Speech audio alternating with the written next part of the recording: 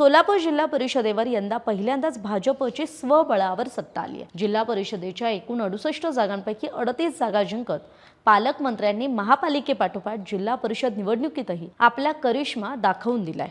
जिल्ह्यातील पंचायत समितीच्या 136 जागांपैकी 76 जागा भाजपने जिंकल्यात आणि भाजप हा सोलापूर जिल्ह्यातला सगळ्यात मोठा पक्ष ठरलाय। सोलापूर जिल्हा परिषदेत प्रचाराची धुरा पालकमंत्री जयकुमार गोरे यांनी स्वतःच्या खांद्यावर घेऊन जवळपास 30 ते 35 सभांचा झंझावात केला।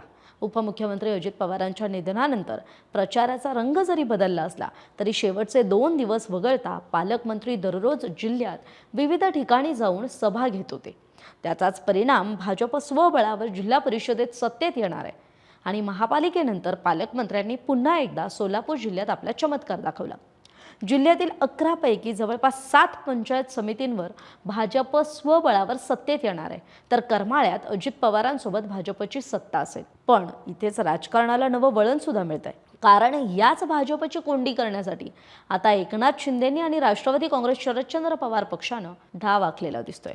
भाजपची खेळी रोखण्यासाठी किंवा भाजपला राज्यात सत्तेत सोबत असतानाही शिंदेंनी सोलापुरात मात्र विरोधात बसून त्यांना जागा दाखवण्यासाठी नवा मित्र शोधलेला दिसतोय। सोलापूर जिल्ह्यात महानगरपालिका आणि जिल्हा परिषदांच्या निवडणुकांनंतर मोठ्या राजकीय हालचालींनी वेग धरलाय।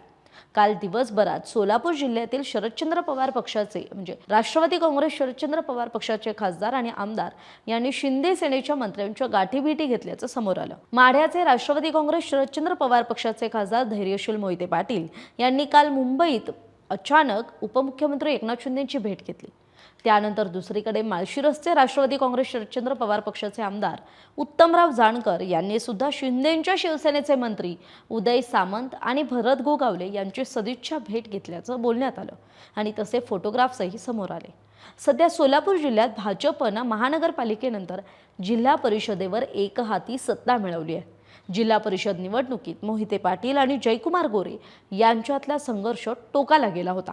आता भाजपची एकहाती सत्ता रोखण्यासाठी नवी राजकीय जवळीक साधली जाते अशी सुद्धा चर्चा जिल्ह्यात आहे आणि याच पार्श्वभूमीवर भाजपला शह देण्यासाठी आता मोहिते पाटलांनी उपमुख्यमंत्री एकनाथ शिंदेंशी जवळीक साधल्याची चर्चा सुरू झाली आहे।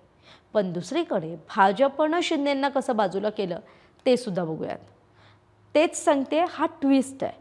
ट्विस्ट असा की मोहोळच्या नगराध्यक्ष पदाच्या निवडणुकीत भाजपनं खेळी केली होती।